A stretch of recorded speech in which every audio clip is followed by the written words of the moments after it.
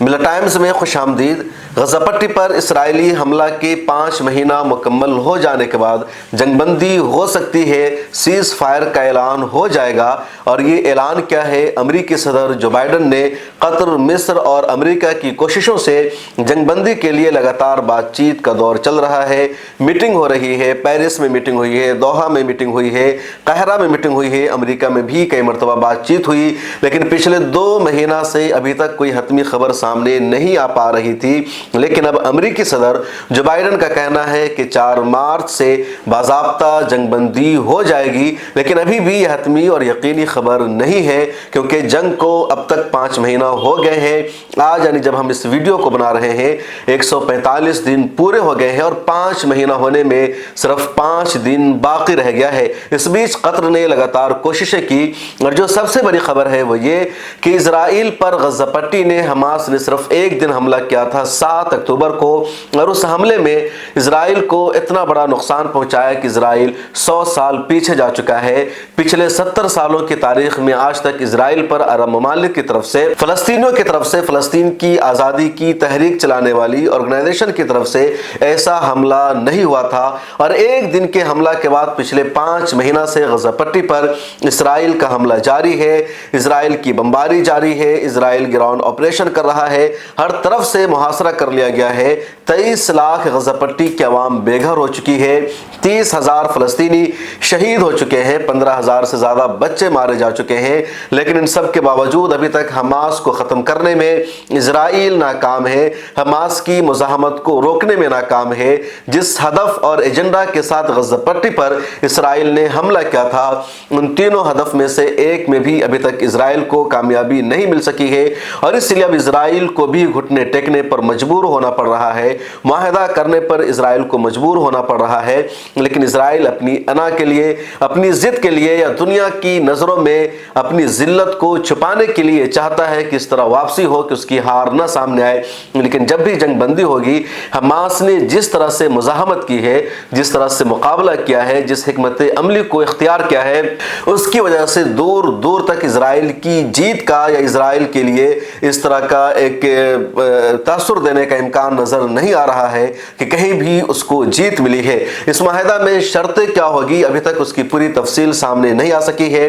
लेकिन इजराइल की जो असल शर्त थी, जिन बातों को लेकर इजराइल लगातार हमास से बातचीत करना चाह रहा था, वह हमास पर दबाव बना रहा था, उसमें इजराइल को कामयाबी नहीं मिली है। इजराइल की जो सबसे बड़ी शर्त थी वो ये कि गजा पट्टी पर हमास का कंट्रोल नहीं होना चाहिए। इस शर्त में इजराइल को कामयाबी नहीं मिल सकी है। इजराइल की दूसरी बड़ी शर्त यह थी कि हमास के रहनुमा जो गजा पट्टी में रहते हैं और सियासी अस्करी दोनों मामलों पर नजर रखते हैं, निगरानी करते हैं, यहया अस्सवार उनको जिला वतन कर दिया जाए।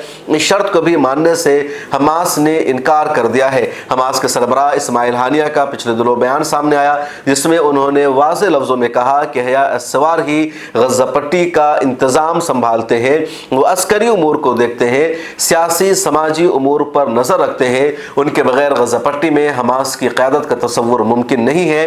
इसलिए यहया अस्सवार को मुल्क बदर करने की, जिला वतन करने की जो शर्त है वो नहीं मानी जाएगी, और इस शर्त को भी मानने से हमास ने इनकार कर दिया है। तो खुलासा ये कि इजराइल की जो बड़ी बड़ी शर्तें थी जंगबंदी के लिए और जिसकी वजह से इतनी ताखीर हो रही है, उन शर्तों को हमास ने नहीं माना है। अगर ये शर्तें हमास के रहनुमा पहले मान लेते तो बहुत पहले जंगबंदी हो जाती। लेकिन हमास की लीडरशिप ने, खुद फलस्तीनियों ने हमास का सपोर्ट किया, अपनी शहादत के बावजूद, कुर्बानियों के बावजूद, घरों की, पूरी ज़मीन की, अराजी की, वतन की तबाही के बावजूद कहा कि हमास की हुकूमत गजा पट्टी में रहनी चाहिए, इजराइल की शर्त नहीं मानी जाएगी, यहया अस्सवार को मुल्क बदर नहीं करना चाहिए। और यही वजह है कि 5 महीना गुजर जाने के बावजूद भी हमास की तरफ से मुज़ाहमत का सिलसिला जारी है। हमास ने अभी तक एहसास नहीं होने दिया कि वो कमज़ोर हो गए हैं, वो झुक गए हैं। उनके पास इजराइल की सेना से, इजराइल की फ़ौज से, अमेरिका की सेना से लड़ने की सलाहियत नहीं बची है, बल्कि इस मुश्किल वक्त में भी वो लगातार हमला कर रहे हैं। और सबसे बड़ी नाकामी इजराइल को देखिए कि 5 महीना पूरे हो गए हैं और 5 महीना पूरे हो जाने के बावजूद हमास ने जिन कैदियों को, जिन इजरायलियों को यरगमाली बनाया था, उसमें से एक को भी अभी तक रिहा कराने में, आज़ाद कराने में इजरायली सेना को कामयाबी नहीं मिली है। ये सबसे बड़ी इजराइल की हार है, नाकामी है।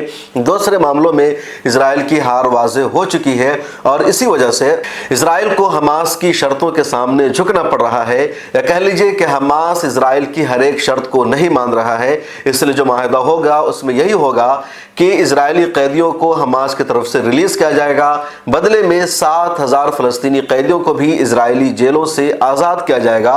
इसलिए इम्कान यही नजर आ रहा है कि माहिदे में जो बड़ी बड़ी बातें होगी उसमें यही कि इजरायली यरगमालियों को हमास की तरफ से रिलीज किया जाएगा, बदले में इजराइल की जेल में जो फलस्तीनी कैद है 7-8 हज़ार, उनको रिहा किया जाएगा। इसके अलावा जंगबंदी हो जाएगी, एक दूसरे पर हमला नहीं होगा। लेकिन इजराइल की जो बड़ी बड़ी शर्तें थी वो अभी तक हमास ने नहीं मानी है, और हमास की जो लीडरशिप है उनके बयानात बता रहे हैं कि वो इजराइल के सामने झुकने वाले नहीं हैं। इस वीडियो में इतना ही। कमेंट सेक्शन में अपनी राय ज़रूर लिखिए।